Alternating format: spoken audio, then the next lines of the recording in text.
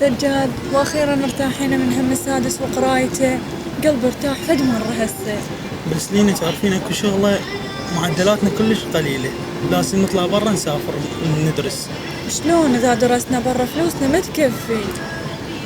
انا ان شاء الله هسه خابرت ولا صديقي علاوي عنده ولد عمه بالخارج يدرسون، ان شاء الله ناخذ منهم معلومات وبلكي تطلع.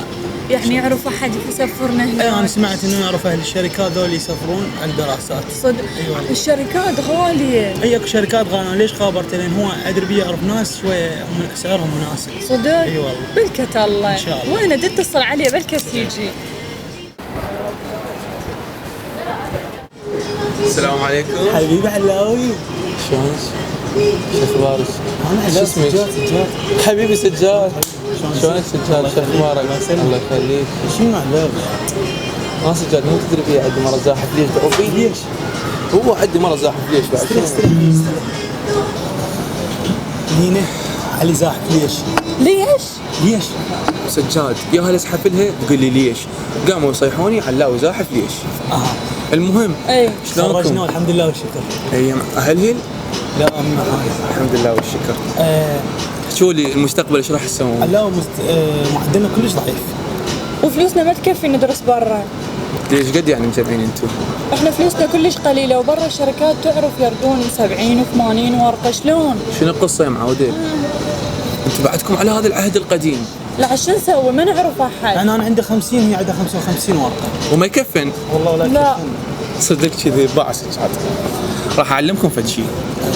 اني ولد عمي يدرسون بالخارج وانت تعرف. راح اعرفكم على ولد من البصره، هذا ولد اسمه خالد. اي خالد يسفر الشباب، هسه حوالي 80 شخص هو سفرهم. اي هذا الشخص اول ما تحكين وياه تراسلين وياه على الواتساب او على انا الفايبر. راح احكي وياك حسن.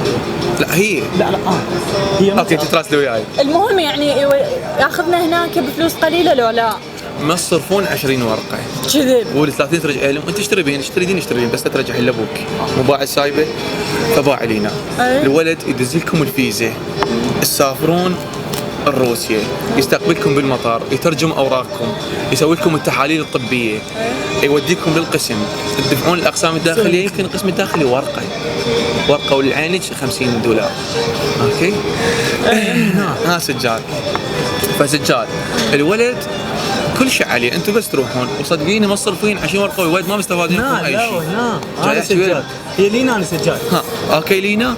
لا سجاد لينا. ها اوكي سجاد. الله، واخيرا راح ادرس برا، واخيرا الحلم راح يصبح حقيقة. عشان تحكي ما تحكي مثلها. اقول زين ما عنده عنوان رقم تليفون نراسله على الواتساب على الفايبر نحكي وياه نتواصل وياه. ايه هو راح نعطيكم اياه. يلا سجلي يمك. صدق؟ والله يفدي قلبك.